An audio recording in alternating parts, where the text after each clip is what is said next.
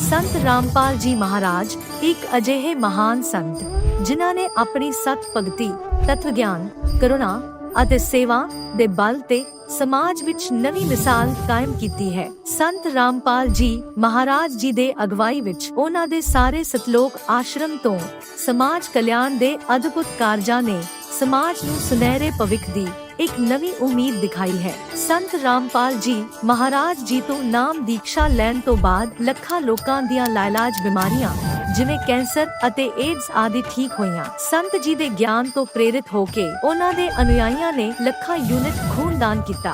संत जी ने ਲੱਖਾਂ भैण बेटियां दे दहेज मुफ्त विआह करवाए। संत जी ने ਲੱਖਾਂ लोकां दा नशा छुड़ाया, करोड़ां उजड़े परिवार वसे। संत जी दे आश्रमां विच समागमां दे दौरान निशुल्क अखां दा इलाज ਅਤੇ दंदां दा इलाज कीते जांदे हन। संत रामपाल जी महाराज ਵੱਲੋਂ ਸਮੇਂ-ਸਮੇਂ ਤੇ ਵਾਤਾਵਰਣ ਸੰਭਾਲ ਮੁਹਿੰਮ ਦੇ ਤਹਿਤ ਵੱਡੇ ਪੱਧਰ ਤੇ ਰੁੱਖ ਲਗਾਏ ਜਾਂਦੇ ਹਨ। ਸੰਤ ਜੀ ਨੇ ਲੋੜਵੰਦਾਂ ਨੂੰ ਤੁਰੰਤ ਸਹਾਇਤਾ ਪਹੁੰਚਾਉਣ ਲਈ ਮੁਫਤ ਐਂਬੂਲੈਂਸ ਸੇਵਾ ਸ਼ੁਰੂ ਕੀਤੀ। संत जी अपने अनुयायियों ਨੂੰ ਦੇ ਦਾਨ ਲਈ ਪ੍ਰੇਰਿਤ ਕਰਦੇ ਹਨ, ਜਿਸ ਨਾਲ ਮਾਨਵਤਾ ਦੀ ਸੇਵਾ ਅਤੇ ਸਿਹਤ ਸੇਵਾਵਾਂ ਦੇ ਖੇਤਰ ਵਿੱਚ ਸੁਧਾਰ ਹੋ ਸਕੇ। संत रामपाल जी महाराज जी दे सारे आश्रमां विच हर रोज मुफ्त भंडारा आयोजित किया जाता है, जिथे हर धर्म, हर वर्ग ਅਤੇ हर जात दे लोग इकट्ठे बैठ के भोजन करते हैं।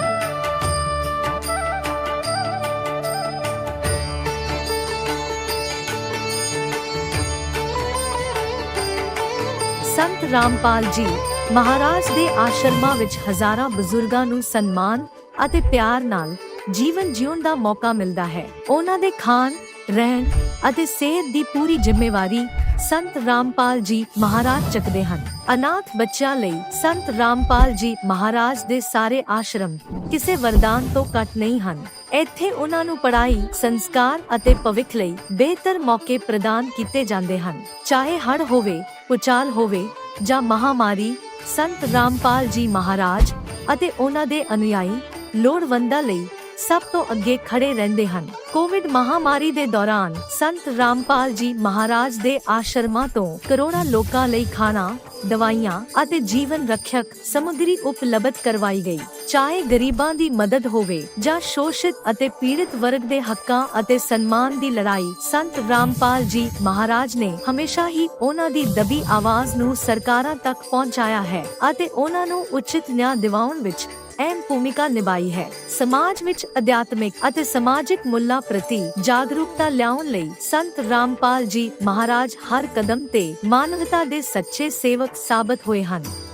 ਸੰਤ ਰਾਮਪਾਲ ਜੀ ਮਹਾਰਾਜ ਦਾ ਜੀਵਨ ਸਾਨੂੰ ਸਿਖਾਉਂਦਾ ਹੈ ਕਿ ਸੱਚੀ ਸੇਵਾ ਉਹੀ ਸੇਵਾ ਹੈ ਜੋ ਨਿਸਵਾਰਥ ਭਾਵ ਨਾਲ ਕੀਤੀ ਜਾਵੇ। ਆਓ ਅਸੀਂ ਵੀ ਇਸ ਸੇਵਾ ਦੇ ਮਹਾਨ ਕਾਰਜ ਵਿੱਚ ਇਸ ਮਹਾਨ ਸੰਤ ਨਾਲ ਜੁੜੀਏ ਅਤੇ ਸੰਤ ਰਾਮਪਾਲ ਜੀ ਮਹਾਰਾਜ ਤੋਂ ਨਾਮ ਉਪਦੇਸ਼ ਲੈ ਕੇ ਆਪਣੇ ਜੀਵਨ ਨੂੰ ਧਨ ਬਣਾਈਏ।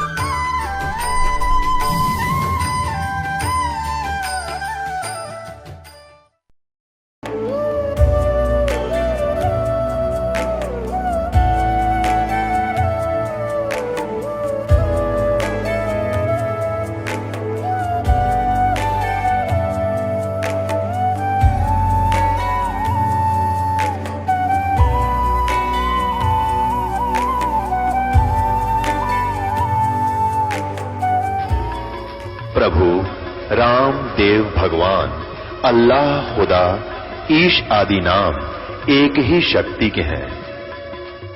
वो कैसा है, कहां है, कैसे मिलता है, किसने देखा है?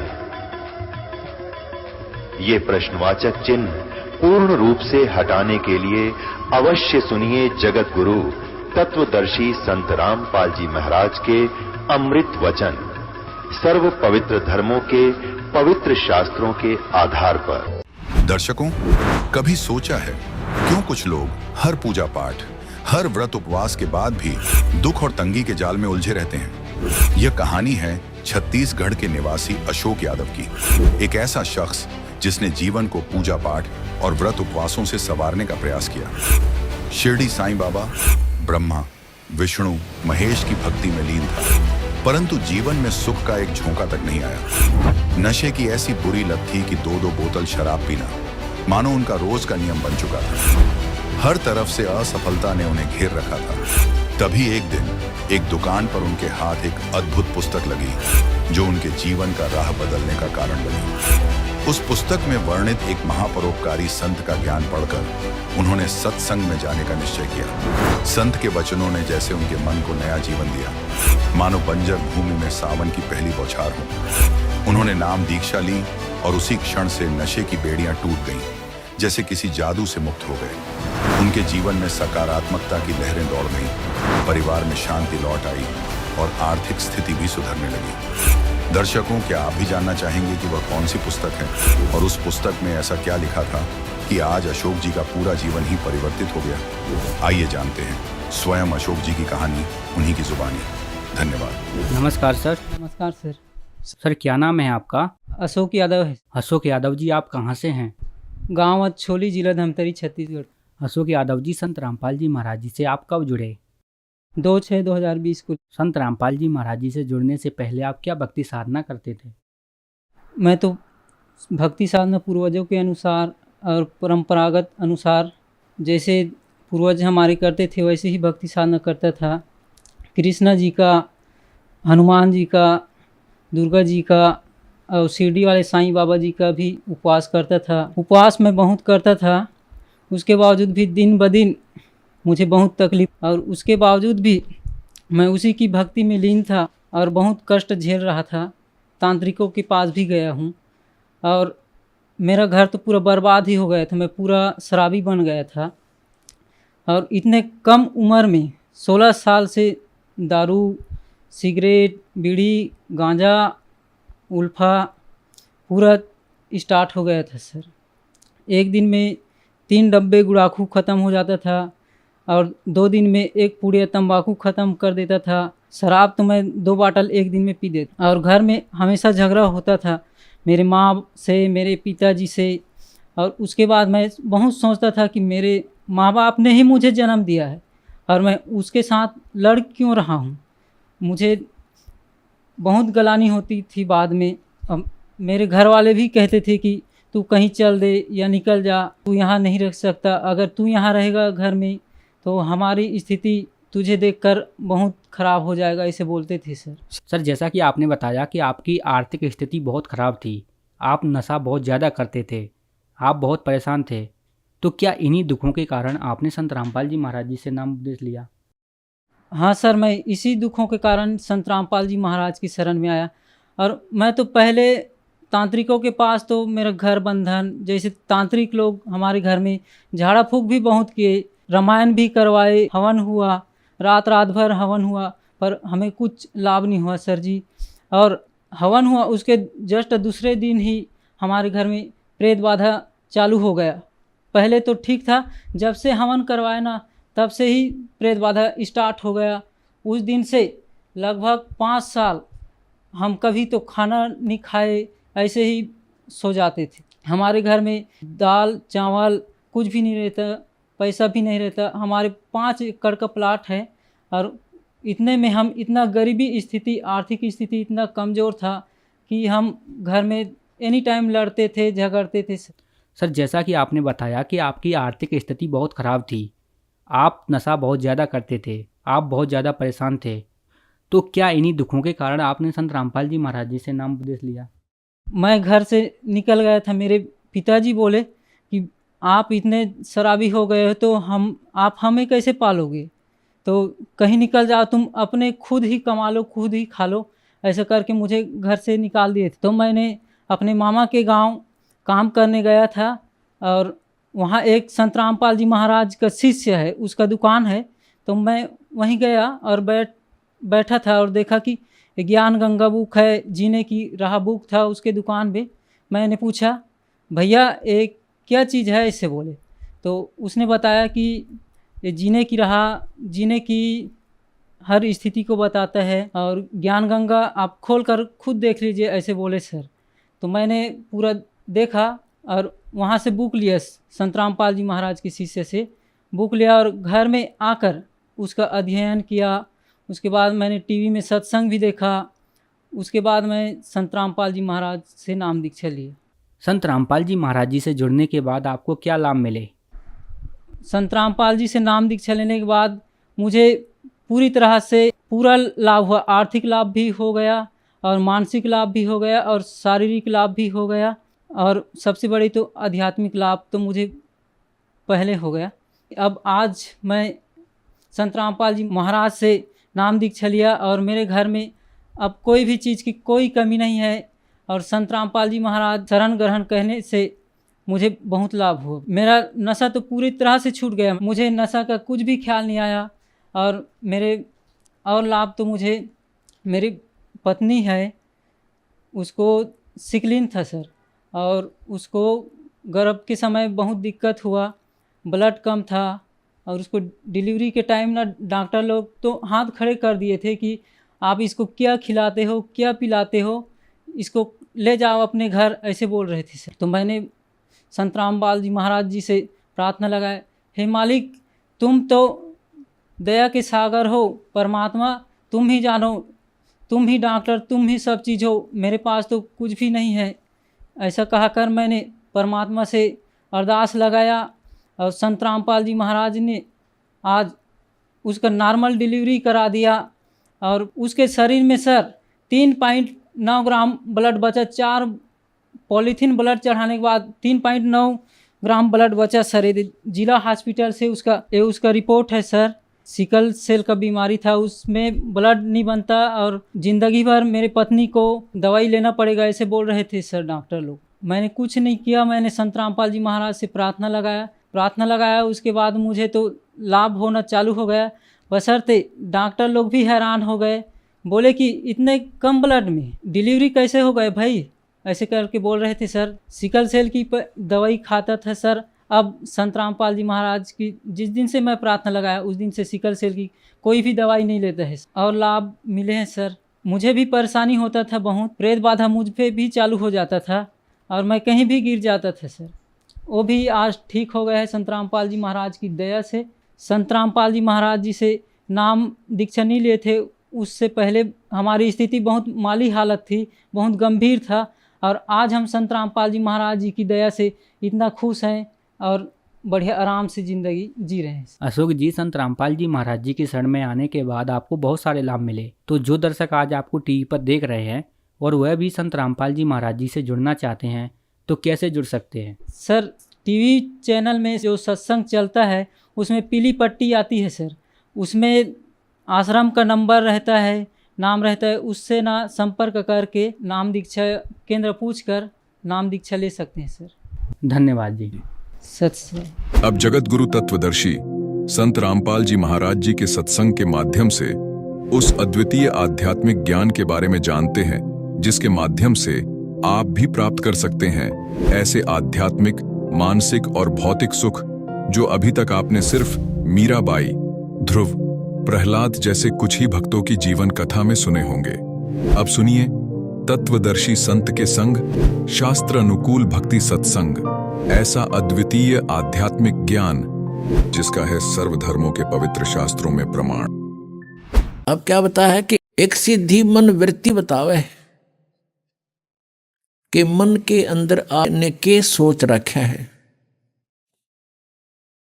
तो हम कहते हैं ये सिद्धियां हमें इनकी आवश्यकता नहीं। एक सिद्धि निस्वासर जागे, एक सिद्धि सेवक हो आगे, एक सिद्धि दिन रात जागने की प्राप्त हो जाती है। और हम भक्ति अध्यात्म ज्ञान से इतने दूर हैं, अध्यात्म ज्ञानहीन हैं हम जरा से भी किसी संत या भक्त में ऊट पटांग सा देख लेते हैं, हम उसके साथ चिपक जाते हैं, प्रभावित हो जाते हैं। एक गांव है खेड़ी दमकन, गोहाना के पास, दास के वहाँ मामा जी हैं। तो वहां देखा, वहां कथा सुनी उनकी कि एक डेरा बना हुआ गीसा पंथियों का। गीसा, आदरणीय गीसा साहिब जी को परमेश्वर कबीर देव जी आकर मिले थे और उन्होंने फिर परमात्मा से प्राप्त ज्ञान को लिपिबद्ध भी किया है, कुछ वाणी भी बोली है। उन्हीं का एक शिष्य था, तो उन्होंने उस अपने आदरणीय गीसादास साहिब जी की शिष्यता हो गया, लेकिन वचन नहीं माना उसने, अपने हिसाब से हठ योग करता रहा। नेकी राम नाम था उनका, नेकी राम जी। उसने सिद्धि प्राप्त कर ली हठ योग करके, दिन रात सोए नहीं। वो उस गांव में आकर बैठ गया बनी में, और साधु रूप में एक लंगोट बांध रहा, बस नो अवधूत रूप में बैठा। गांव के नगर के लोग जाते हैं, देखते हैं कि महाराज तो दिन रात सोता नहीं। एक ने देखा, फिर छुप के देखा, देखते रहे 10 दिन 20 दिन 25 दिन, देखा कि सचमुच ये कभी सोता ही नहीं। इस बात से प्रभावित हो गए और उड़ा बना दिया, उसका आश्रम गाड़ दिया लठ। बता ना सोए के हो गया, किला टूट गया, ना सुनते हैं। ये सिद्धि प्राप्त कर ली, इसी से महात्मा पाक गया, ना जाने कितनों को और बर्बाद कर गया। तो कहते हैं एक सिद्धि निस्वासर जाग गए, एक सिद्धि सेवक हो आ गए। एक ऐसी सिद्धि होती है कि एक समय एक संत ने साधना की, इनके पिछले पुण्य साथ होते हैं, वही भक्ति के लिए घर गांव छोड़ कर जाते हैं बिना ज्ञान के, और इनके पिछले पुण्य डिपॉजिट होते हैं ऊपर। तो ये कोई ऐसी सिद्धि कर लेते हैं तो इन्हीं के पुण्यों से उनको वहाँ सर्वेंट मिल जाते हैं, आध्यात्मिक सर्वेंट, ये प्रेत रूप में सामने खड़े हो जाते हैं आकर के। और इनसे फिर वो अपनी किसी को किसी में प्रवेश करा देते हैं। फिर वो दुखी होते हैं तो वो कहते हैं वहाँ लेकर चलो, फिर वहाँ अब पे फिर वो ठीक कर देते। इस तरह की भी इनके झाड़ फूंक का धंधा चलता है। तो कहते हैं एक सिद्धि सब सागर पीवे, एक सिद्धि जो बहु जुग जीवे। एक सिद्धि कष्ट तन जारा, एक सिद्धि तन हंस नियारा। एक सिद्धि जल डूब ना जाई, एक सिद्धि ऐसी है कि जल का ऊपर का चला जा, डूबा नहीं। जैसा भी आपको बताया था, उसने ये सिद्धि कर रखी थी। एक सिद्धि ऐसी है कि जल के अंदर प्रवेश करके बाहर आओगे तो सूखे पैर मिलेंगे, जल उनका टच नहीं होता। एक ऐसा ही रोहतक जिले के अंदर, अब वो शायद सोनीपत में आ गया, सिसाना गांव है, रोहतक से सोनीपत रोड खरखोदा साइड में। उस सिसाना गांव में वो घिसाई पंथी था, वो भी ये सारे उस नेकी राम की ब्रांच बन गई। फिर वो आगे थे, उसके पास एक सिद्धि थी कि वो तालाब में जा करके वापस आ जाता है तो पैरों का गारा और जल नहीं लगता। इस सद पर वो पाक गया और देखा उड़ा रोड का ऊपर इतना बड़ा आश्रम गाड़ रखा है उसका। उसको नारायण महात्मा कहने लगे, नाम कुछ और था उसका। तो परमात्मा लास्ट में ये कहते हैं कि एक सिद्धि बहुत चोलेदार है, कई रूप बना लेते हैं, वहां भी देखा वहां भी देखा। तो कहते ये भी व्यर्थ है। 24 को ना जलचावे, सो हंस शब्द अतीत कहावे। प्रसिद्धि पूर्ण पटरानी, सतलोक की कौ निशानी। कहते हैं उस कबीर परमेश्वर जी के पास वो प्रसिद्धि है। प्रसिद्धि माने सब सिद्धियों की माँ, यानी पूरा सटोक सटोर असंख्य सिद्धि मालिक के पास है। यहाँ इस काल के पास अष्ट सिद्धि है, ओनली 8 सिद्धि है। और ये भगवान बता रहे हैं कि हमने जो आपको मंत्र सतनाम दे रखे है, इसमें 24 सिद्धियां आ जाएंगी आप में, लेकिन ये आपकी शत्रु होंगी जब प्रयोग करने लगे। तो आप जैसे भगत 2-3 वर्ष आपको नाम लिए हो जाएंगे और आप किसी को आशीर्वाद देने लग जाओगे ना, उसको लाभ होने लग जाएगा आपसे, लेकिन आपकी भक्ति का नाश हो जाएगा। तो ऐसी गलती नहीं करना भूल के भी। आप देखते हो कई गांवों में झाड़े लाते हैं, उससे कुछ राहत मिल जाती है।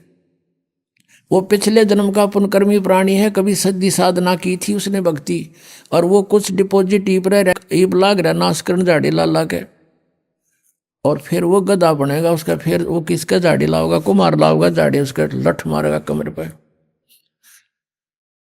तो पुण्यात्माओं, इस अध्यात्म ज्ञान को समझना पड़ेगा, सब कर्मों से परिचित होना पड़ेगा।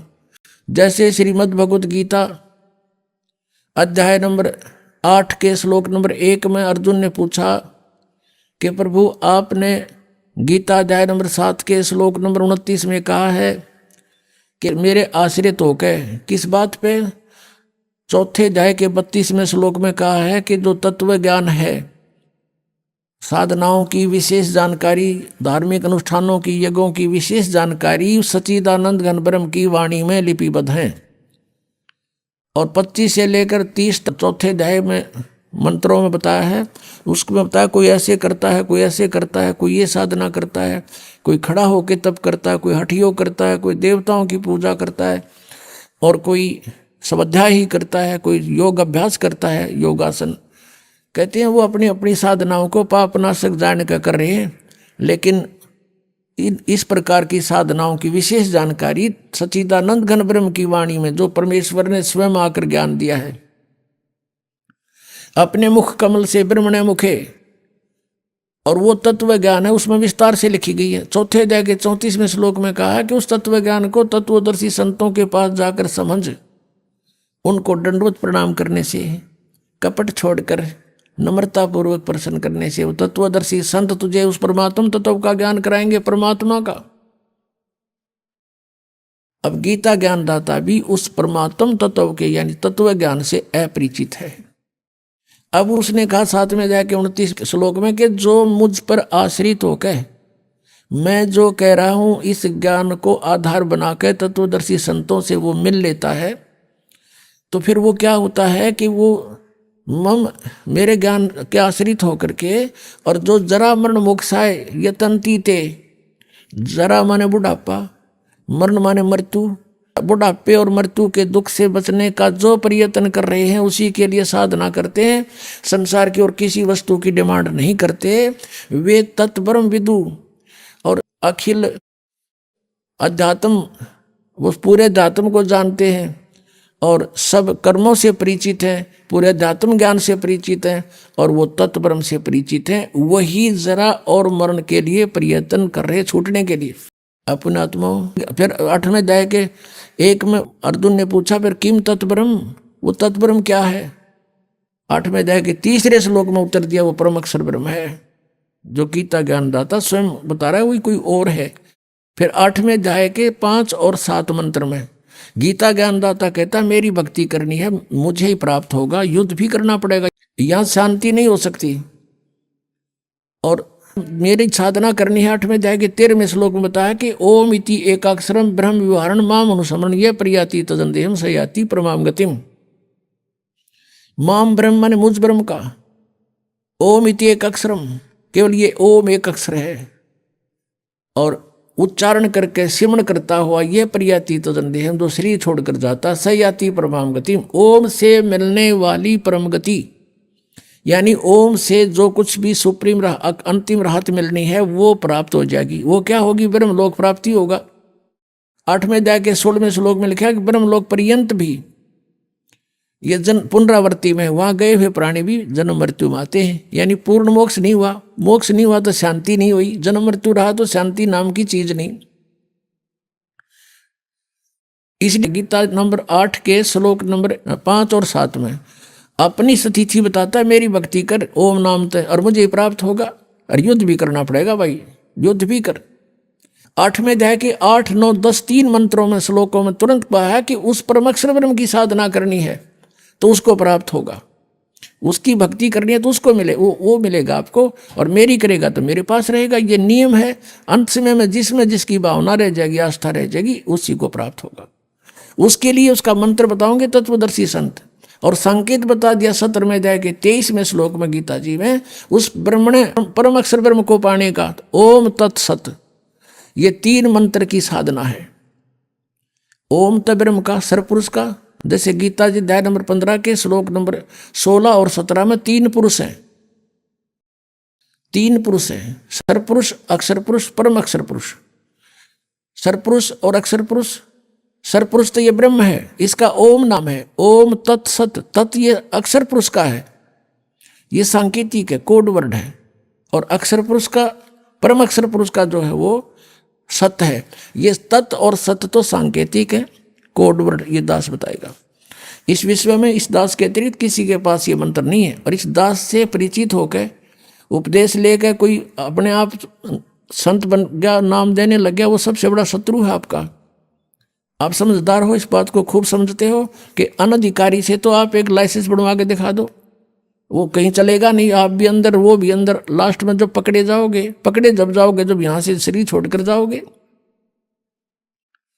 तो कोई भी आज इस दास के अतिरिक्त परमात्मा ने किसी के ऊपर ये मेहर नहीं की। हाँ, पहले महापुरुष मिले थे जिनको, उनको भी ये शरीर सभी नाम दिए थे, उनका कल्याण हुआ, लेकिन उनको मना कर दिया था कि अभी इस मंत्र को डिस्क्लोज ना करना। धर्मदास तो लाख दुहाई, ये सार नाम किते बार ना जाई, सार नाम बार जो पढ़ी, ये बिचली पीढ़ी हंस नहीं तरही।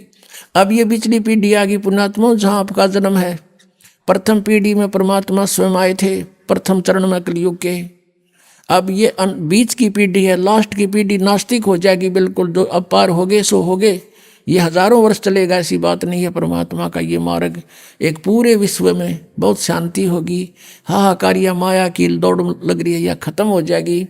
शांति से सब भक्ति करा करेंगे, चोर उचक्के ये सब खत्म हो जाएंगे, क्योंकि हम परिचित हो जाएंगे। अगर किसी की आज हम चोरी करते हैं, अगले जन्म में गधा बन कर देना पड़ेगा, कौन समस्या मोल लेगा? अनजान बच्चे जिनको ज्ञान नहीं, वही बिजली के नंगे तार को छूते हैं। तो गीता में कहा है कि वो ओम तत् सत का 3 मंत्र का जाप है, और वो बताओगा तत्वदर्शी संत, मैं नहीं परिचित उससे। उसकी भक्ति करनी है तो उसी को प्राप्त होगा, उसके लिए तत्वदर्शी संतों ने खोज ले, फिर वो जैसे बताए तू ऐसे कर ले। अब वो ना अर्जुन है मेरा, ना वो बतावे। तो अर्जुन ने आखिर में हार मान ली कि भगवान मैं आपकी जैसे कहोगे नहीं कर लूँगा, कर लेगा ठीक से, तो वही का वही रहा। तो कहने का भाव ये है कि हमने उस तत्ब्रह्म से और इस सारे कृष्णम अध्यात्मत यानी सारे अध्यात्मत और अखिल कर्मों से, इन सब कर्मों से परिचित होना पड़ेगा। और उस तत्ब्रह्म से इनसे परिचित कराने के लिए आपको ये तत्व ज्ञान सुनाया जाता है सत्संग में बुला के। अपने आत्मा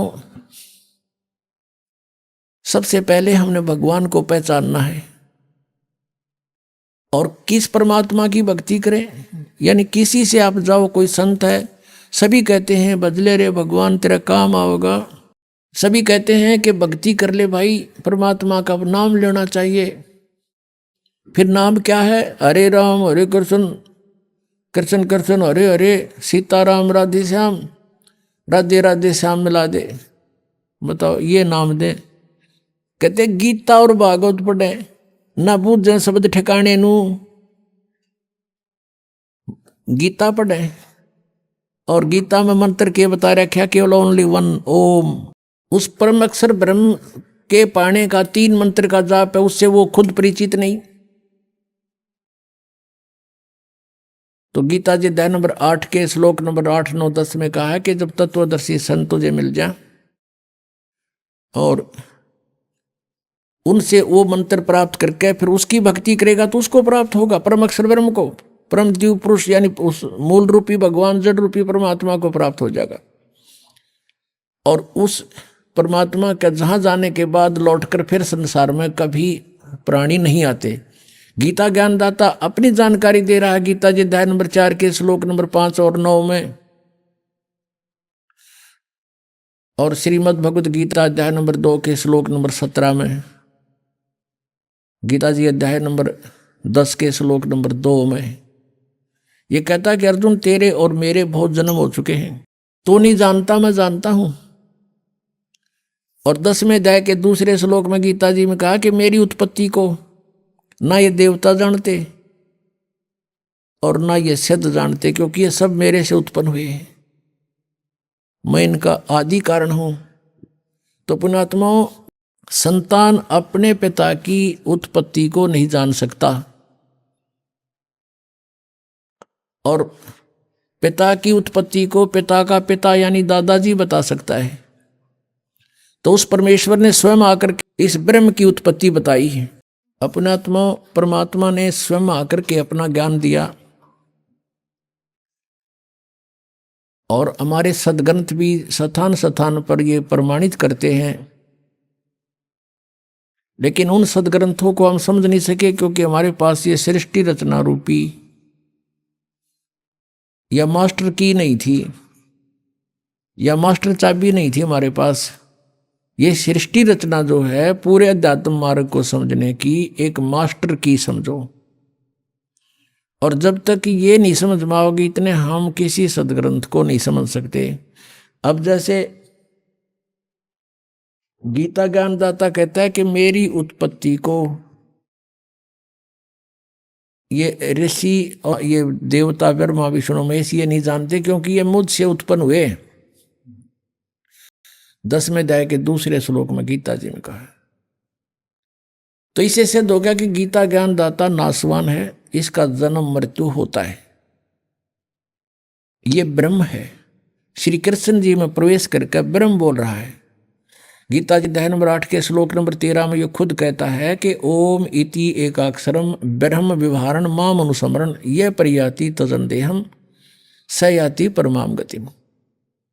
और फिर श्री शिव महापुराण गीता प्रेस गोरखपुर से प्रकाशित में ये 26 पृष्ठ पे खुद कहता है अपने आत्माओं इस पूर्ण अध्यात्म ज्ञान से परिचित कराना आपको दास का उद्देश्य है। और यही सदग्रंथ बताते हैं कि जब तक उससे पूर्ण परिचित नहीं होते तो तुम भक्ति पर नहीं लग सकते। गीता जी अध्याय नंबर 2 के श्लोक नंबर 53 में कहा कि अर्जुन, जिस समय तेरी बुद्धि भिन्न भिन्न प्रकार के भ्रमित करने वाले वचनों से हटकर एक परमात्म तत्व के उस तत्व ज्ञान के ऊपर आश्रित हो जाएगी, यानी दृढ़ हो जाएगा, तब तो तू योग को प्राप्त होगा, तब तो तू भक्ति प्रारंभ करेगा, स्टार्ट होगी तेरी भक्ति। जब दृढ़ भक्त बनेगा तो आपको दृढ़ भक्त बनाने के लिए ये अध्यात्म ज्ञान, यो कृष्णम अध्यात्म यानी संपूर्ण अध्यात्म ज्ञान आपके रूबरू कराया जा रहा है। अब देखिए थोड़ा सा लिंक इससे संबंधित हो गया। श्री शिव पुराण गीता प्रेस गोरखपुर से प्रकाशित, संपादक हनुमान प्रसाद पोदार, इसके 26 पृष्ठ पे दिखाते हैं आपको। एक बार ब्रह्मा जी और विष्णु जी का इस बात पर झगड़ा हो गया, विद्वेश्वर संहिता। वो कहता मैं तेरा बाप, वो कहता मैं तेरा बाप। ये 24 पृष्ठ से शुरू होता है। तो इनके युद्ध को समाप्त करने के लिए इस काल ब्रह्म ने, जो एक अपने वास्तविक रूप में प्रकट नहीं होता, इनके बीच में एक स्तंभ खड़ा कर दिया, पिलर लिंग, इसको बाद में शिवलिंग कहने लग गए। फिर ये युद्ध करके खड़े हो गए। फिर वो खुद आकर प्रकट हो गया शिव रूप में, यानी सदा शिव रूप में। जैसे ब्रह्मा विष्णु को मिला तो शिव रूप में प्रकट हो जाता है, ये ऐसे लीला करता है। अब 25 नंबर पृष्ठ पर आपको दिखाते हैं, यहाँ से थोड़ा सा लिंक है इसका। गीता प्रेस गोरखपुर से है, विद्वेश्वर संहिता। ब्रह्मा और विष्णु ने पूछा, प्रभु सृष्टि आदि 5 कृत्यों के लक्षण क्या हैं, ये हम दोनों को बताइए। शिव भगवान शिव बोले, ये काल प्रकट हो गया ब्रह्म शिव रूप में, इनको धोखा देने के लिए। मेरे कर्तव्यों को समझना अत्यंत गहन है, तथापि मैं कृपा पूर्वक तुम्हें उनके विषय में बता रहा हूं, सुनो। आगे बताते हैं। ये 26 पृष्ठ है। ब्रह्मा और विष्णु को कहता है, ये काल ब्रह्म पुत्रों, तुम दोनों ने तपस्या करके प्रसन्न हुए मुझ परमेश्वर से। अब परमात्मा कहते हैं, ये ज्योत स्वरूपी कह निरंजनमय ही करता भाई, ये अपने आप को परमेश्वर कह रहा है यहाँ पर। मुझ परमेश्वर से सृष्टि और सतिथि नामक 2 कृत प्राप्त किए हैं, ये दोनों तुम्हें बहुत प्रिय है। इसी प्रकार मेरी विभूति रूप स्वरूप, यानी मेरे जैसी शकल के रुद्र और महेश्वर में मैं नहीं है, ने 2 अन्य उत्तम कृत संहार और तिरोभाव मुझसे प्राप्त किए हैं, परंतु अनुग्रह नामक कृत कोई दूसरा नहीं प्राप्त कर सकता। आगे देखो, ऐसे सिद्ध हो गया कि यहाँ ये पुराण का वक्ता जो है, पुराण जो बोलने वाला है, ये ब्रह्मा विष्णु से और रुद्र और महेश से न्यारा है। ये ब्रह्म है, ये काल है। यहाँ देखिए ये क्या कहता है, इसी पृष्ठ हम 26 पढ़ रहे हैं, संक्षिप्त शिव पुराण विद्वेश्वर संहिता ये देखो, मैंने पूर्व काल में अपने स्वरूप भूत मंत्र का उपदेश किया है, जो ओंकार के रूप में प्रसिद्ध है। वह मंगलकारी मंत्र है। सबसे पहले मेरे मुख से ओंकार यानी ओम प्रकट हुआ, जो मेरे रूप का बोध कराने वाला है। ओंकार वाचक है, मैं वाच्य हूं। यह मंत्र मेरा स्वरूप ही है। प्रतिदिन ओंकार का निरंतर स्मरण करने से मेरा ही स्मरण होता है। मेरे उत्तरवर्ती मुख से अकार का, पश्चिम मुख से उकार का, दक्षिण मुख से मकार का और पूर्ववर्ती मुख से बिंदु का तथा मध्यवर्ती मुख से नाद का प्राकट्य हुआ। ये 5 हैं। एक तो पश्चिम वाले मुक्त हैं, एक तो उत्तर वाले मुक्त हैं, एक पश्चिम वाले मुक्त हैं, 2, 3 और 4 और 5वां बिंदु। ये मध्य तथा उत्तर वाले मुख से बिंदु और ये 5वां ये नाद। तो इस प्रकार ये 5 हो गए, एक उकार, मकार और आकार, आकार, मकार, उकार और मकार और बिंदु और नाद, ये 5 हो गए। इस प्रकार 5 अवयवों से युक्त ओंकार का विस्तार हुआ।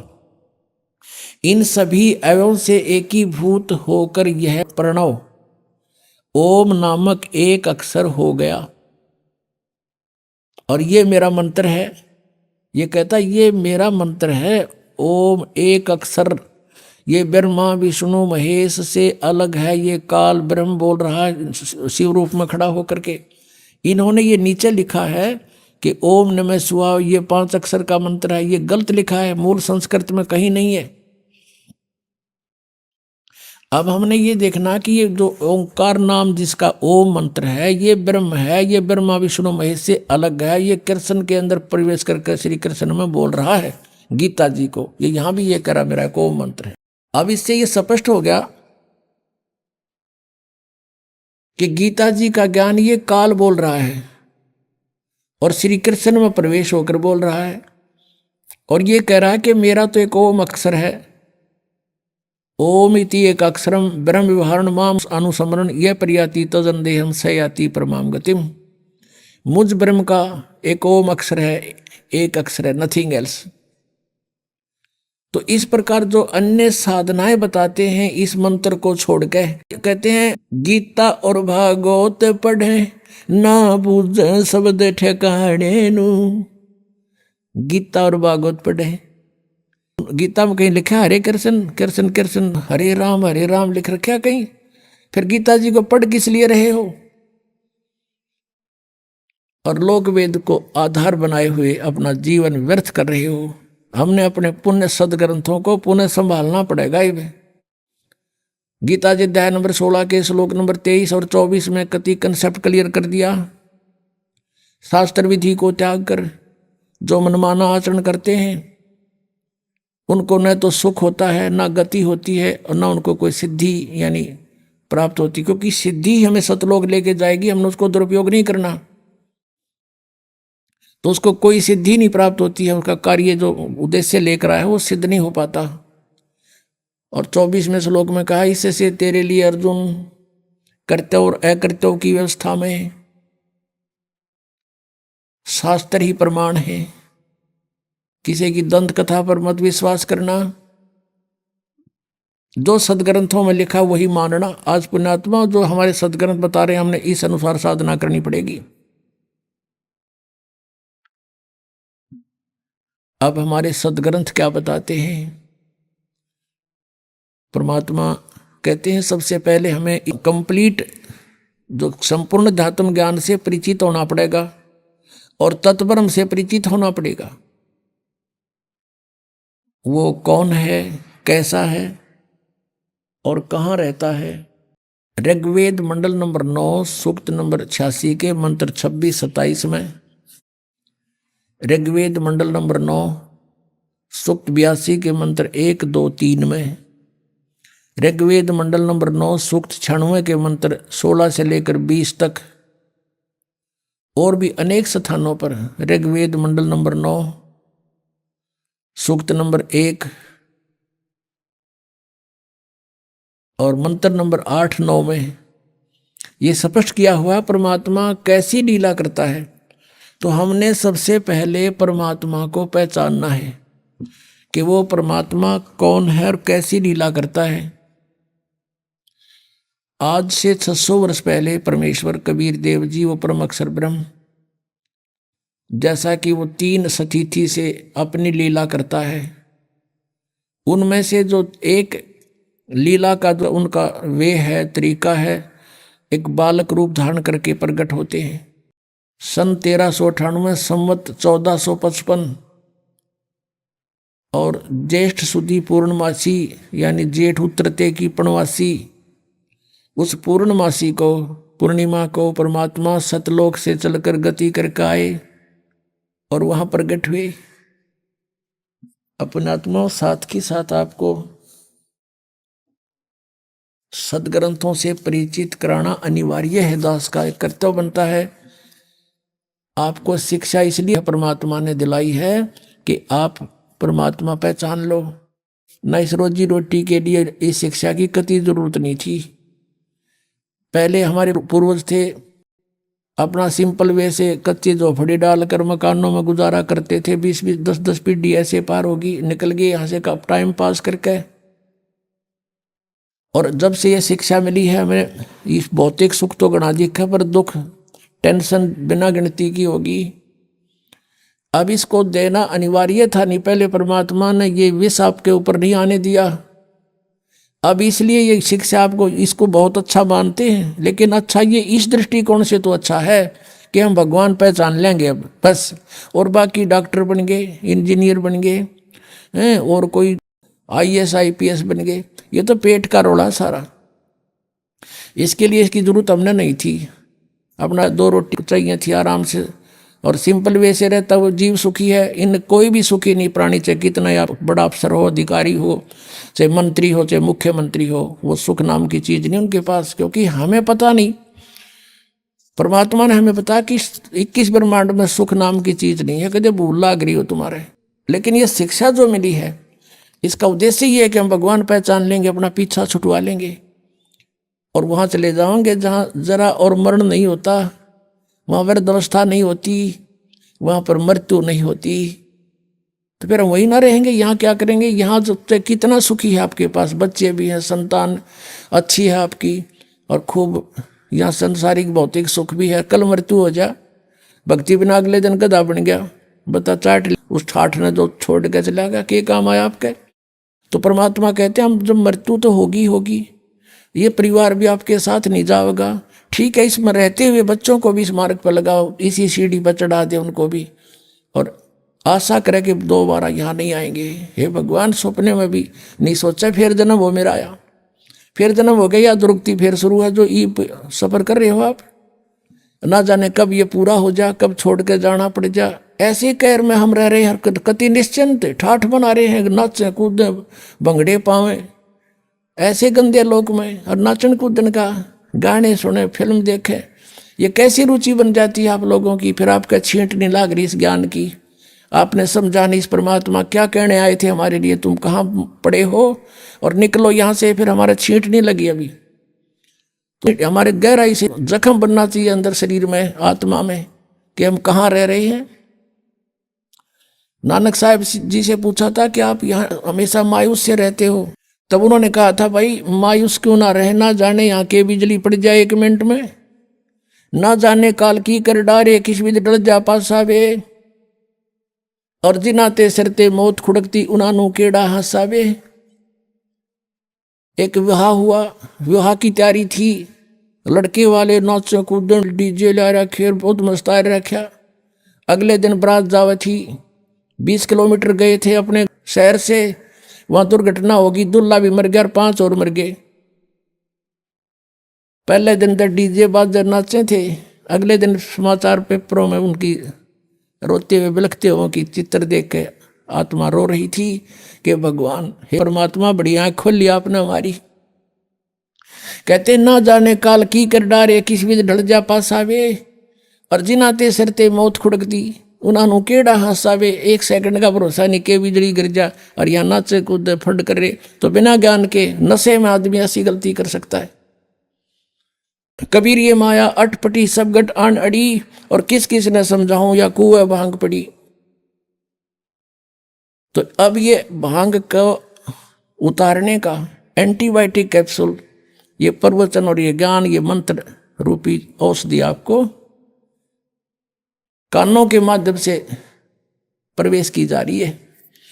तो इससे जब पता चलेगा, अध्यात्म ज्ञान से परिचित होंगे, तब हम सफल होंगे। अब हमने ये देखना है कि वो परमात्मा जिसकी हम खोज कर रहे थे और जिसकी लीला हम कहाँ मानते थे, वेदों में, गीता जी में और पुराणों में, तो अब वही सदग्रंथ हम खुद पढ़ रहे हैं।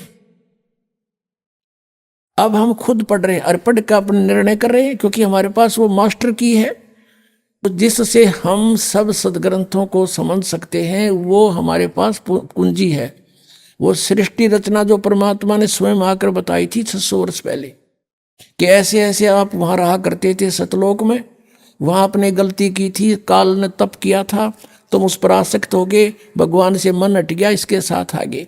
और यहाँ फिर इसने तुम्हारे को दुखी इसलिए कर रखा है कि वो परमात्मा दुखी होगा जितना मैं इन न सताऊंगा। हमें जितना ये दुखी कर सकता उतना कर रहा है ये, और क्योंकि हम इसके नहीं हैं, हम अपने कबीर भगवान के बच्चे हैं। अब वो रोता है हमारे लिए, क्योंकि हम उसकी आत्मा है, गलती करके आ जरूर गए, लेकिन उसको भी दुख है। जैसे किसी की बेटी बिगड़ जा, लड़का बिगड़ गया और नाला लड़के तो ब्याह कर दिया उस लड़की ने, फिर वो उसको तंग कर रहा है माता पिता के ऊपर के होकर, फिर वो माता पिता फिर भी रो रहे हैं, मेरी बेटी दुखी हो रही है, वो चैन से नहीं रह सकती। तो वही स्थिति हमारी यहाँ पर है। तो ये इतना दुखी कर रहा है आपको कि हालत कर रखी है आपकी, जीना छोड़ रखा है। और हम फिर भी यही सोचते हैं कि ना ऐसा ही जीवन होगा, ये तो नरक भोग रहे हैं। चाहे यहाँ पर प्रधानमंत्री क्यों ना हो, 36 बीमारी पावेंगी, टेंशन 100 की 100, घर में कोई और बीमारी पैदा हो रही होगी, ना जाने क्या घटना घट रही। तो कहने का भाव ये है, हमने इस सारे दातों को समझना और फिर हमने उस भगवान को पहचानना है। और जिस परमात्मा के विषय में ये कहा जाता रहा है कि वेदों में उस भगवान का ज्ञान भरा पड़ा है, उसकी जानकारी है, वो क्या जानकारी वेदों में देखिएगा। ऋग्वेद मंडल नंबर 9 सूक्त नंबर 1, ये देखिएगा। प्रकाशक है सर्वदेशिक आर्य प्रतिनिधि सभा, महर्षि सिद्धांत भवन, रामलीला मैदान, नई दिल्ली से। मुद्रक के Prince offset printers 1510 Pataudi house, Daryaganj, नई दिल्ली से। इसका 9वें मंडल का प्रथम सूक्त पढ़ेंगे। ये 9वां मंडल, 9वां मंडल। अब यहां से थोड़ा सा ये देखना है कि इन्होंने, क्योंकि ये भगवान को निराकार मानते रहे, इसलिए आगे चल के थोड़ा सा इन्होंने गड़बड़ की है, उसको यहां से पहचाना जाएगा। 1 नंबर मंत्र है मंडल नंबर 9 के सूक्त नंबर 1 का मंत्र 1। इसमें लिखा है कि हे परमात्मन, ठीक, यानी परमात्मा की जानकारी है ये। ऋग्वेद मंडल नंबर 9 सूक्त 1 मंत्र अब 2 पढ़ रहे हैं। इसमें लिखा है कि हे परमात्मन आप, ठीक। और फिर तीसरे में हे परमात्मन आप, परमात्मन आप। चौथे में हे परमात्मन आप, यानी परमात्मा की महिमा चल रही है। और 5वें में हे परमात्मन आप तुमको। और फिर अब 6ठे में हे परमात्मन आप। अब 7वें में गड़बड़ होगी, इनके मुश्किल होगी, काके तो भगवान को साकार लिखा है। अब 7वें में लिखना शुरू कर दिया उस पुरुष को, पुरुष को गड़बड़ करनी शुरू कर दी ना। अब 8वें में फिर लिख दिया उस पुरुष को, यहां लिखना था उस परमेश्वर को। अब थोड़ा सा ये कंसेप्ट फिर क्लियर करना पड़ेगा। अब इन वेदों के अनुवाद करता महर्षि दयानंद और उनके अनुयायी हैं। अभी आपने सुने संत रामपाल जी महाराज के मंगल प्रवचन। आइए अब सुनते हैं संत रामपाल जी महाराज से नाम दीक्षा लेकर सतभक्ति करके अद्भुत लाभ प्राप्त करने वाले अनुयायी के विचार। नमस्कार जी। नमस्कार जी। की नाम है जी ਤੁਹਾਡਾ? Mahinder Singh Rana, retired forest ranger, Himachal Pradesh. Sant Rampal ਜੀ ਮਹਾਰਾਜ ਜੀ ਦੀ ਸ਼ਰਨ ਦੇ ਵਿੱਚ ਆਉਣ ਤੋਂ ਪਹਿਲਾਂ ਤੁਸੀਂ ਕਿਹੜੀ ਭਗਤੀ ਕਰਦੇ ਸੀ? ਮੈਂ ਜੀ ਵੈਸੇ ਤਾਂ ਸਭ ਤੋਂ ਪਹਿਲਾਂ ਤਾਂ ਗੀਤਾ ਪੜ੍ਹਦਾ ਤਾ, ਅਮੂਮਨ ਜਿਹੜੀ ਹਰ ਰੋਜ਼ ਗੀਤਾ ਪੜ੍ਹਨੀ, ਪਰ ਮੈਂ ਉਹਦੇ ਵਿੱਚ ਗੁਰੂ ਵੀ ਬਣਾਏ। ਜਿਸ ਤਰ੍ਹਾਂ ਨਿਰੰਕਾਰੀ ਮਿਸ਼ਨ 'ਚ ਵੀ ਮੈਂ ਗਿਆ, ਔਰ ਉਹਦੇ ਬਾਅਦ ਵਿੱਚ ਫਿਰ ਮੈਂ ਲੋਕਲ ਇੱਕ ਬਾਬਾ ਜੀ ਦੇ ਉਹਦੇ ਵੀ ਗਿਆ, ਦੇਵੀ ਦੇਵਤਿਆਂ ਦੇ ਮੰਦਰਾਂ 'ਚ ਵੀ ਸਾਰੇ ਮੈਂ ਜਿਹੜੀ ਤੀ ਪੂਜਾ ਜਿਹੜੀ ਤੀ, ਜਿਹੜੇ ਵੀ ਧਾਰਮਿਕ ਜਾਣੀ ਸਥਾਨ ਤੇ ਉਹਨਾਂ 'ਚ ਮੈਂ ਹਮੇਸ਼ਾ ਜਾਂਦਾ ਤਾ। व्रत ਵੀ ਰੱਖਦਾ ਰਿਹਾ, ਸੋਮਵਾਰ ਦਾ, ਸ਼ੁੱਕਰਵਾਰ ਦਾ, ਇਹ ਸਾਰੇ व्रत ਵੀ ਕੀਤੇ ਤੇ ਇਹ ਭਗਤੀ ਮੈਂ ਕਰਦਾ ਰਿਹਾ। ਫਿਰ ਇਹ ਭਗਤੀ ਕਿਉਂ ਛੱਡੀ? ਇਹ ਭਗਤੀ ਮੈਂ ਜੀ 2017 ਦੇ ਵਿੱਚ ਆ ਕੇ ਅਖਬਾਰ ਪੜ੍ਹ ਰਿਹਾ ਸੀ, ਦੈਨਿਕ ਜਾਗਰਣ।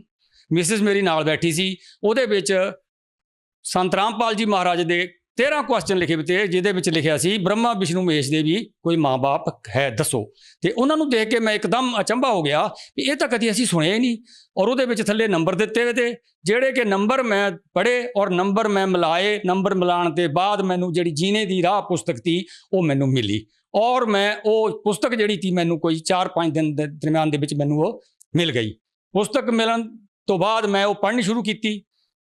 7 ਦਿਨ ਦੇ ਵਿੱਚ ਮੈਂ ਉਹ ਪੁਸਤਕ ਪੜ੍ਹ ਦਿੱਤੀ। ਪੜ੍ਹਨ ਦੇ ਨਾਲ ਜਿਹੜੇ ਉਸ ਟਾਈਮ ਮੈਨੂੰ ਇੱਕਦਮ ਜਿਹੜਾ ਅਚੰਭਾ ਹੋਇਆ ਵੀ ਜਿਹੜਾ ਪ੍ਰਮਾਤਮਾ ਸੀ ਉਹ ਤਾਂ ਇਹ ਹੈ, ਅਸੀਂ ਤਾਂ ਜਿਹੜੀ ਸਾਡੇ ਡਲੇ ਢੋਏ ਇਹਦੇ 'ਚ ਮੈਨੂੰ ਕੋਈ ਫਾਇਦਾ ਨਹੀਂ ਹੋਣਾ। ਤਾਂ ਜਿਹੜੀ ਤੁਸੀਂ ਪੁਸਤਕ ਦੀ ਗੱਲ ਕਰਦੇ ਹੋ ਜੀਨੇ ਕੀ ਰਾਹ ਦੀ, ਉਹ ਤੁਹਾਨੂੰ ਕਿਵੇਂ ਪ੍ਰਾਪਤ ਹੋਈ ਸੀ ਤੇ ਕਿੰਨੇ ਰੁਪਏ ਦੇ ਵਿੱਚ ਪ੍ਰਾਪਤ ਹੋਈ ਸੀ? ਹਾਂਜੀ, ਮੈਂ ਜਦੋਂ ਫੋਨ ਮਿਲਾਇਆ ਤੇ ਮੈਂ ਉਹਨਾਂ ਨੂੰ ਪੁੱਛਿਆ ਵੀ ਜੀ ਇਹ ਪੁਸਤਕ ਕਿੰਨੇ ਦੀ ਹੈ? ਉਹ ਕਹਿੰਦੇ ਭਗਤ ਜੀ ਫੋਨ ਕੀਤਾ ਤੁਸੀਂ, ਇਹ ਫ੍ਰੀ ਦੀ ਹੈ। ਮੈਂ ਕਿਹਾ ਜੀ ਨਹੀਂ, ਫੇਰ ਨਹੀਂ ਮੈਂ ਲੈਣੀ ਜੇ ਫ੍ਰੀ ਦੀ ਹੈ, ਕਿਉਂਕਿ ਮੈਂ ਉਸ ਤੋਂ ਪਹਿਲਾਂ ਆਪਣਾ ਕਿਆ ਬੋਲਦੇ ਸ਼ਿਵ ਮਹਾਪੁਰਾਣ, ਭਾਗਵਤ, ਇਹ ਜਿਹੜੀ ਤੀਆਂ ਮੈਂ ਮੰਗਾਈਆਂ ਵੀ ਤੀਆਂ, ਜਿਹੜੀਆਂ ਪੈਸਿਆਂ ਦੀਆਂ ਨਹੀਂ ਤੀਆਂ। ਮੈਂ ਕਿਹਾ ਵੀ ਨਹੀਂ, ਇਹ ਫਰੋਡ ਹੋਣਾ ਵੀ ਇਹ ਪੁਸਤਕ ਐਸੇ 20 ਰੁਪਏ ਦੀ ਕੁਝ ਨਹੀਂ ਹੋ ਸਕਦੀ। ਮਗਰ ਉਹਨੇ ਕਿਹਾ ਕਿ ਨਹੀਂ, ਤੁਹਾਨੂੰ ਫ੍ਰੀ 'ਚ ਮਿਲੇਗੀ। ਔਰ ਉਹ ਪੁਸਤਕ ਜਿਹੜੀ ਹੈ ਮੈਨੂੰ ਨਾ ਜੀ ਕੋਈ 4 ਦਿਨ ਦੇ ਅੰਦਰ ਅੰਦਰ ਸਾਡੇ ਹੀ ਨੇੜੇ ਪਿੰਡ ਫੂਕਾਪੁਰ ਪੈਂਦਾ, ਉੱਥੋਂ ਭਗਤ ਲੈ ਕੇ ਠੀਕ 2 ਵਜੇ ਦੁਪਹਿਰ ਨੂੰ ਮੇਰੇ ਘਰ ਆ ਗਏ ਔਰ ਮੈਨੂੰ ਉਹਨਾਂ ਨੇ ਉਹ ਪੁਸਤਕ ਦਿੱਤੀ। ਪੁਸਤਕ ਦੇਣ ਤੋਂ ਬਾਅਦ ਮੈਨੂੰ ਉਹ ਪੁੱਛਣ ਲੱਗੇ ਕਿ ਭਗਤ ਜੀ ਇਹ ਜਿਹੜਾ ਮਾਰਗ ਹੈ ਵੀ ਤੁਸੀਂ ਇਹ ਕਿੱਦਾਂ ਦੇਖਿਆ? ਮੈਂ ਕਿਹਾ ਜੀ ਮੈਂ ਅਖਬਾਰ 'ਚ ਪੜ੍ਹਿਆ, ਅਖਬਾਰ 'ਚ ਪੜ੍ਹ ਕੇ ਮੈਨੂੰ ਇਹ ਪਤਾ ਲੱਗਿਆ ਇਸ ਪੁਸਤਕ ਦਾ। ਔਰ ਉਹਨਾਂ ਨੇ ਮੈਨੂੰ ਪਰਮਾਤਮਾ ਦੇ ਬਾਰੇ 'ਚ ਦੱਸੀਆਂ ਵੀ ਇਹ ਨਸ਼ੇ ਇਹ ਜਿਹੜੇ ਇੱਧਰ ਨਹੀਂ ਚੱਲਦੇ। ਮੈਂ ਕਿਹਾ ਜੀ ਮੈਂ ਤਾਂ ਸਰਵਿਸ ਦੌਰਾਨ ਦੇ ਵਿੱਚ ਵੀ ਕਿਸੇ ਵੀ ਨਸ਼ੇ ਦੇ ਖਿਲਾਫ ਹਮੇਸ਼ਾ ਰਿਹਾ, ਮੈਂ ਕੋਈ ਨਸ਼ਾ ਨਹੀਂ ਕੀਤਾ। ਜਿਹਦੇ ਬਾਰੇ 'ਚ ਮੈਨੂੰ ਗੀਤਾ ਦਾ ਜਿਹੜਾ ਗਿਆਨ ਤਾਂ ਮੈਂ ਗੀਤਾ ਨੂੰ ਸਰਵਸ੍ਰੇਸ਼ਟ ਸਮਝਦਾ ਵੀ ਗੀਤਾ ਜਿਹੜੀ ਹੈ ਇਹ ਸਭ ਸ੍ਰੇਸ਼ਟ ਹੈ। ਮਗਰ ਜਦ ਮੈਂ ਜੀਨੇ ਕੀ ਰਾਹ ਪੁਸਤਕ ਪੜ੍ਹ ਲਈ, ਪੜ੍ਹਨ ਤੇ ਮੈਨੂੰ ਇਹ ਪਤਾ ਲੱਗ ਗਿਆ ਵੀ ਨਹੀਂ ਇਹ ਤਾਂ ਮੇਰੀ ਜਿਹੜੀ ਭਗਤੀ ਸੀ ਇਹ ਤਾਂ ਬਿਲਕੁਲ ਨਿਸ਼ਫਲ ਸੀ। ਸੰਤ ਰਾਮਪਾਲ ਜੀ ਮਹਾਰਾਜ ਜੀ ਤੋਂ ਨਾਮ ਉਪਦੇਸ਼ ਲੈਣ ਤੋਂ ਬਾਅਦ 'ਚੋਂ ਤੁਹਾਨੂੰ ਕੀ ਲਾਭ ਪ੍ਰਾਪਤ ਹੋਏ? ਭਗਤ ਜੀ ਲਾਭ ਤਾਂ ਇੰਨੇ ਹੋਏ, ਅੱਜ ਤੱਕ 2017 ਤੋਂ ਲੈ ਕੇ ਅੱਜ ਤੱਕ ਹਰ ਦਿਨ ਕੋਈ ਨਾ ਕੋਈ ਨਵੇਂ ਲਾਭ ਹੁੰਦੇ, ਪਰ ਮੈਂ ਮੋਟੇ ਤੁਹਾਨੂੰ ਲਾਭ ਦੱਸਦਾ। 2017 30 ਅਪ੍ਰੈਲ ਮੈਨੂੰ ਪਰਮਾਤਮਾ ਦੀ ਨਾਮ ਦੀਕਸ਼ਾ ਮਿਲੀ ਔਰ ਉਸ ਟਾਈਮ ਮੇਰੀਆਂ ਅੱਖਾਂ ਦੇ ਵਿੱਚ ਮੈਨੂੰ 2.5 ਨੰਬਰ ਜਿਹੜੀ ਐਨਕ ਤੀ ਉਹ ਲੱਗੀ ਵੀ ਤੀ ਔਰ ਮੇਰਾ ਮੋਤੀਏ ਦਾ ਆਪਰੇਸ਼ਨ ਜਿਹੜਾ ਤਾ ਆਨੰਦਪੁਰ ਸਾਹਿਬ ਡਾਕਟਰ ਦੇ ਕੋਲ ਫਿਕਸ ਹੋ ਗਈ ਡੇਟ ਮਈ ਦੀ 5 ਤਰੀਕ। ਔਰ ਜਦੋਂ ਮੈਂ ਉੱਥੇ ਗਿਆ, ਮੈਂ ਹਾਲਾਂਕਿ ਮੈਨੂੰ ਥੋੜੇ ਦਿਨ ਹੋਏ ਸੀ, ਮੈਂ ਬੇਨਤੀ ਕਰਦਾ ਚਲਾ ਗਿਆ ਵੀ ਜੇ ਪੂਰਨ ਪਰਮਾਤਮਾ ਹੈ ਤਾਂ ਮੈਨੂੰ ਆਪਰੇਸ਼ਨ ਤੋਂ ਬਚਾ ਦੇ। ਜਦੋਂ ਮੈਂ ਉੱਥੇ ਗਿਆ 9 ਵਜੇ ਜਾ ਕੇ ਮੈਂ ਆਪਣਾ ਨੰਬਰ ਦਰਜ ਕਰਾਇਆ, ਡਾਕਟਰ ਨੇ ਮੈਨੂੰ ਲੁਟਾਇਆ ਔਰ ਦੇਖਿਆ। ਡਾਕਟਰ ਹੱਸਿਆ, ਕਹਿੰਦਾ ਵੀ ਤੁਹਾਡਾ ਮੋਤੀਆ ਹੈ ਨਹੀਂ। ਮੈਂ ਕਿਹਾ ਡਾਕਟਰ ਸਾਹਿਬ ਤੁਸੀਂ ਝੂਠ ਕਹਿੰਦੇ ਨਹੀਂ, ਤੁਹਾਡਾ ਮੋਤੀਆ ਗਾਇਬ ਹੈ। 2 ਵਾਰ ਚੈੱਕ ਕੀਤਾ, ਮੋਤੀਆ ਬਿਲਕੁਲ ਗਾਇਬ ਹੋ ਗਿਆ। ਜਿਹੜਾ ਕਿ ਮੈਂ 45 ਸਾਲ ਦੀ ਉਮਰ ਤੋਂ ਲੈ ਕੇ 2017 ਤੱਕ ਮੇਰੀ ਜਿਹੜੀ ਉਮਰ ਹੈ ਸਮਝ ਲਓ ਤੁਸੀਂ 68 ਸਾਲ ਦੀ ਤੀ। ਮੇਰੀ ਐਨਕ ਦਾ ਨੰਬਰ ਬਿਲਕੁਲ ਨਹੀਂ ਰਿਹਾ, ਨਹੀਂ ਨੰਬਰ ਬਿਲਕੁਲ ਖਤਮ ਹੋ ਗਿਆ। ਮੇਰੀ ਨਜ਼ਰ ਬਿਲਕੁਲ ਠੀਕ ਹੋ ਗਈ। ਨਜ਼ਰ ਠੀਕ ਹੋਣ ਤੋਂ ਬਾਅਦ ਮੈਂ ਦੂਜੇ ਪਾਸੇ ਫਿਰ ਚਲਾ ਗਿਆ। ਮੈਨੂੰ ਫਿਰ ਸ਼ੱਕ ਰਿਹਾ ਵੀ ਸ਼ਾਇਦ ਹੋ ਸਕਦਾ ਕੋਈ ਗਲਤੀ ਲੱਗ ਗਈ ਹੋਵੇ। ਉਹ ਨੰਬਰ ਵਾਲੇ ਨੇ ਚੈੱਕ ਕੀਤਾ, ਕਹਿੰਦਾ ਜੀ ਤੁਹਾਨੂੰ ਤਾਂ ਇਹ ਜਿਹੜੀ ਐਨਕ ਹੈ ਇਹਦਾ ਲੱਗਣੀ ਨਹੀਂ, ਤੁਹਾਡੀ ਤਾਂ ਨਜ਼ਰ ਜਿਹੜੀ ਹੈ 17.15 ਐਗਜ਼ੈਕਟ ਦੱਸੀ ਉਹਨਾਂ ਨੇ। ਇਹ ਇੱਕ ਨੰਬਰ ਲਾਭ ਹੋਇਆ। ਦੂਜਾ ਉਸ ਤੋਂ ਲਾਭ ਜਿਹੜੇ ਹੋਏ ਜ਼ਿੰਦਗੀ ਦੇ ਵਿੱਚ, ਮੈਂ ਸਭ ਤੋਂ ਬੜਾ ਲਾਭ ਜਿਹੜਾ ਮੰਨਦਾ ਪਰਮਾਤਮਾ ਦੀ ਜਿਹੜੀ ਸ਼ਰਨ ਮਿਲ ਗਈ। ਮੈਨੂੰ ਇਹ ਪਤਾ ਲੱਗ ਗਿਆ ਕਿ ਪਰਮਾਤਮਾ ਜਿਹੜੇ ਹਨ ਇਸ ਧਰਤੀ ਪਰ ਆਏ ਹੋਏ ਆ ਇਸ ਟਾਈਮ ਔਰ ਉਹ ਸਾਖਸ਼ਾਤ ਹਨ, ਜਿਨ੍ਹਾਂ ਨੇ ਮੇਰੀਆਂ ਅੱਖਾਂ ਜਿਹੜੀਆਂ ਤੀਆਂ ਬਗੈਰ ਆਪਰੇਸ਼ਨ ਤੇ, ਪੈਸੇ ਤਾਂ ਪਰਮਾਤਮਾ ਨੇ ਬਹੁਤ ਦਿੱਤੇ ਵੀ ਤੇ ਮਗਰ ਆਪਰੇਸ਼ਨ ਤੋਂ ਬਚਾਤਾ। ਉੱਥੋਂ ਤੋਂ ਮੈਂ ਹੋਰ ਦ੍ਰਿੜ ਹੋ ਗਿਆ ਵੀ ਇਹ ਜਿਹੜੀ ਮੇਰੀ ਜ਼ਿੰਦਗੀ ਹੈ ਹੁਣ ਸਫਲ ਕੱਟੇਗੀ। ਔਰ ਅੱਜ ਤੁਸੀਂ ਦੇਖ ਲਓ ਕਿੰਨਾ ਟਾਈਮ ਹੋ ਗਿਆ ਮੈਂ ਬਗੈਰ ਐਨਕ ਤੇ ਪੜ੍ਹਦਾ, ਮੈਨੂੰ ਪੜ੍ਹਾ ਕੇ ਦੇਖ ਲਓ। ਉਸ ਤੋਂ ਇਲਾਵਾ ਦੂਜਾ ਲਾਭ, ਮੈਂ ਗਾਈਆਂ ਮੱਝਾਂ ਰੱਖੀਆਂ ਮੇਰੀਆਂ, ਅਧਰੰਗ ਹੋ ਗਿਆ। ਅਧਰੰਗ ਗਾਈ ਨੂੰ ਮੈਂ ਸਿਰਫ ਬੇਨਤੀ ਕੀਤੀ ਪਰਮਾਤਮਾ ਅੱਗੇ, ਅਧਰੰਗ ਠੀਕ ਹੋ ਗਿਆ। ਮੇਰਾ ਬੇਟਾ ਵੀ ਜੁੜਿਆ ਸੀ, ਜੁੜਨ ਦੇ ਨਾਲ ਉਹਨੂੰ ਅਧਰੰਗ ਹੋਇਆ। ਉਹ ਅਧਰੰਗ ਪਰਮਾਤਮਾ ਨੇ 24 ਘੰਟੇ 'ਚ ਖਤਮ ਕਰਤਾ, 24 ਘੰਟੇ 'ਚ, ਜਿਹੜਾ ਕਿ ਰਿਹਾ ਨਹੀਂ ਬਿਲਕੁਲ ਵੀ। ਉਸ ਤੋਂ ਇਲਾਵਾ ਖੇਤੀ ਦੇ ਵਿੱਚ ਫਸਲ ਜਿਹੜੀ ਹੈ, ਜਿਸ ਤਰ੍ਹਾਂ ਪਰਮਾਤਮਾ ਕਹਿੰਦੇ ਹੈ ਵੀ ਤੁਸੀਂ ਇੱਕ ਵਾਰੀ ਚੱਲ ਕੇ ਤਾਂ ਦੇਖੋ, ਫਸਲ ਲੋਕਾਂ ਦੇ ਅਗਰ 10 ਕੁਇੰਟਲ ਹੁੰਦੀ ਤਾਂ 10 ਦੇ ਘਰ 'ਚ 100 ਕੁਇੰਟਲ ਹੁੰਦੀ। ਇਹ ਸਭ ਤੋਂ ਵੱਡੇ ਲਾਭ ਮਿਲਦੇ। ਹੁਣੇ ਹਜੇ 2 ਮਹੀਨੇ ਹੋਏ, ਮੇਰੇ ਹਾਰਟ ਦਾ ਡਾਕਟਰਾਂ ਨੇ ਲਿਖਤਾ ਵੀ ਆਪਰੇਸ਼ਨ ਹੋਣਾ, ਵੀ ਤੁਹਾਡੇ ਸਟੰਟ ਪੈਣਾ। ਜਦੋਂ ਮੈਂ ਦੁਬਾਰਾ ਚੈੱਕ ਕਰਾਇਆ, ਮੈਂ ਬੇਨਤੀ ਕੀਤੀ ਪ੍ਰਮਾਤਮਾ ਅੱਗੇ, ਬੇਨਤੀ ਕਰਕੇ ਗਿਆ, ਮੈਂ ਰਿਪੋਰਟਾਂ ਲੈ ਆਉਣੀਆਂ ਨਾਲ ਲਿਆਂਦੀਆਂ ਮੈਂ, ਜਿਹੜੀਆਂ ਕਿ ਰਿਪੋਰਟਾਂ ਦੇ ਵਿੱਚ ਬਿਲਕੁਲ ਜ਼ੀਰੋ ਆ ਗਿਆ ਹਾਰਟ 100%। ਉਹ ਕਹਿੰਦੇ 74 ਸਾਲ ਦੀ ਉਮਰ ਦੇ ਵਿੱਚ ਐਸਾ ਹਾਰਟ ਅੱਜ ਤੱਕ ਹੋਇਆ ਨਹੀਂ। ਇਹ ਬੜੀ ਬੜੀ ਬੜੀ ਪ੍ਰਮਾਤਮਾ ਦੀ ਕਿਰਪਾ ਹੋਈ, ਕਿਉਂਕਿ ਪ੍ਰਮਾਤਮਾ ਖੁਦ ਆਏ ਹੋਏ ਹੈ ਇਸ ਟਾਈਮ ਧਰਤੀ ਪਰ। ਇਸ ਕਰਕੇ ਸਾਨੂੰ ਜਿਹੜੇ ਲਾਭ ਹੈ ਉਹ ਹੋ ਰਹੇ ਹੈ। ਤੁਸੀਂ ਪ੍ਰਮਾਤਮਾ ਕਿਸ ਨੂੰ ਕਹਿ ਰਹੇ ਹੋ? ਮੈਂ ਪ੍ਰਮਾਤਮਾ ਸੰਤ ਰਾਮਪਾਲ ਜੀ ਮਹਾਰਾਜ ਨੂੰ ਕਹਿ ਰਿਹਾ, ਜਿਨ੍ਹਾਂ ਨੇ ਮੇਰੀਆਂ ਅੱਖਾਂ ਠੀਕ ਕੀਤੀਆਂ, ਹਾਰਟ ਦਾ ਆਪਰੇਸ਼ਨ ਤੋਂ ਬਚਾਇਆ। ਨਹੀਂ ਤਾਂ ਇਸ ਉਮਰ ਦੇ ਵਿੱਚ ਹਾਰਟ, ਡਾਕਟਰ ਨੇ ਇਹ ਗੱਲ ਕਹੀ ਕਿ ਮੈਂ 74 ਸਾਲ ਦੀ ਉਮਰ ਦੇ ਵਿੱਚ ਇਹ ਪਹਿਲਾ ਸ਼ਖਸ ਦੇਖਿਆ ਜਿਹਦਾ ਇੰਨਾ ਹਾਰਟ ਵਧੀਆ ਹੈ। ਇਸ ਤੋਂ ਪਰੇ ਪ੍ਰਮਾਤਮਾ ਕਿਹਨੇ ਦੇਖਿਆ? ਮੈਂ ਕਹਿੰਦਾ ਵੀ ਮੈਂ ਦੇਖਿਆ, ਔਰ ਮੈਨੂੰ ਮਿਲੇ, ਮੈਂ ਦੇਖੇ ਔਰ ਸਾਹਮਣੇ ਦੇਖੇ। ਹਰ ਸ਼ਰਧਾਲੂ ਆਪਣੇ ਗੁਰੂ ਨੂੰ ਪ੍ਰਮਾਤਮਾ ਕਹਿੰਦਾ ਗਾ। ਕੀ ਤੁਸੀਂ ਉਸੇ ਬੇਸ ਦੇ ਉੱਤੇ ਸੰਤ ਰਾਮਪਾਲ ਜੀ ਮਹਾਰਾਜ ਜੀ ਨੂੰ ਪ੍ਰਮਾਤਮਾ ਕਹਿੰਦੇ ਹੋ, ਜਾਂ ਕੋਈ ਪ੍ਰਮਾਣ ਵੀ ਹੈ ਵੀ ਸੰਤ ਰਾਮਪਾਲ ਜੀ ਮਹਾਰਾਜ ਜੀ ਪ੍ਰਮਾਤਮਾ ਨੇ? ਮੇਰੇ ਪਾਸ ਪ੍ਰਮਾਣ ਹੈ। ਮੈਂ ਕਿਸੇ ਦੇ ਕਹੇ ਕਾਇ ਪਰ ਨਹੀਂ ਕਰਦਾ। ਮੈਂ ਪੜ੍ਹਿਆ ਲਿਖਿਆ ਇਨਸਾਨ ਹੈ। ਮੈਂ ਜੋ ਮੇਰੇ ਨਾਲ ਬੀਤੀ, ਜੋ ਮੇਰੇ ਸਾਹਮਣੇ ਆਈ ਔਰ ਜੋ ਹੋ ਰਹੀ ਹੈ ਔਰ ਜੋ ਮੈਂ ਦੇਖ ਰਿਹਾ, ਉਹ ਪ੍ਰਮਾਤਮਾ ਜਿਹੜੇ ਹੈ ਇਹ ਸਾਖਸ਼ਾਤ ਹੈ। ਇਹਦੇ 'ਚ ਕੋਈ ਜਰਾ ਵੀ ਜੇ ਵਾਲੀ ਗੱਲ ਨਹੀਂ ਹੈ।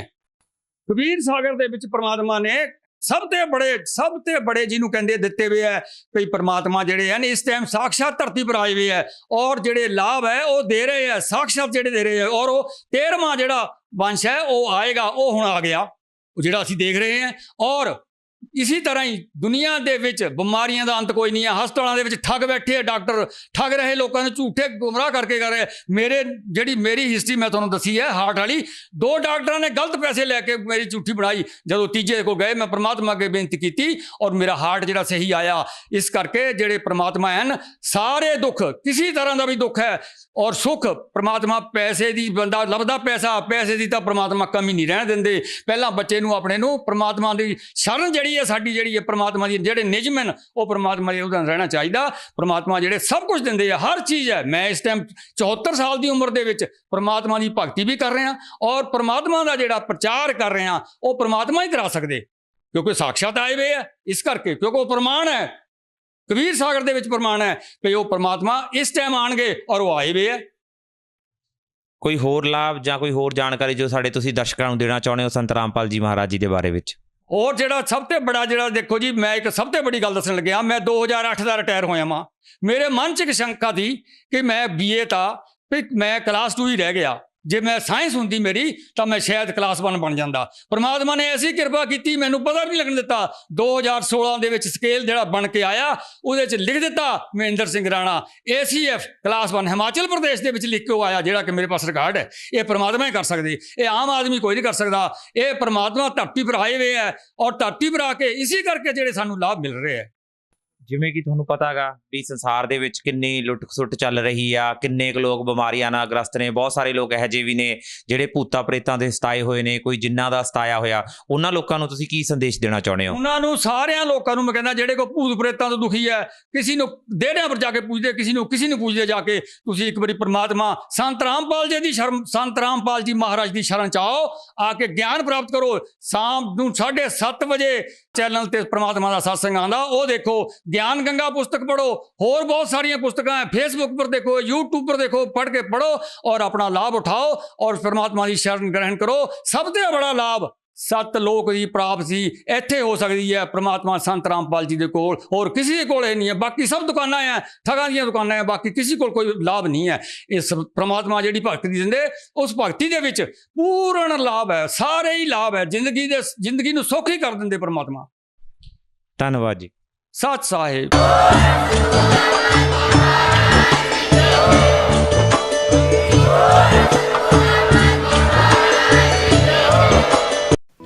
आप सुन रहे थे जगत गुरु तत्वदर्शी संत रामपाल जी महाराज के मंगल प्रवचन।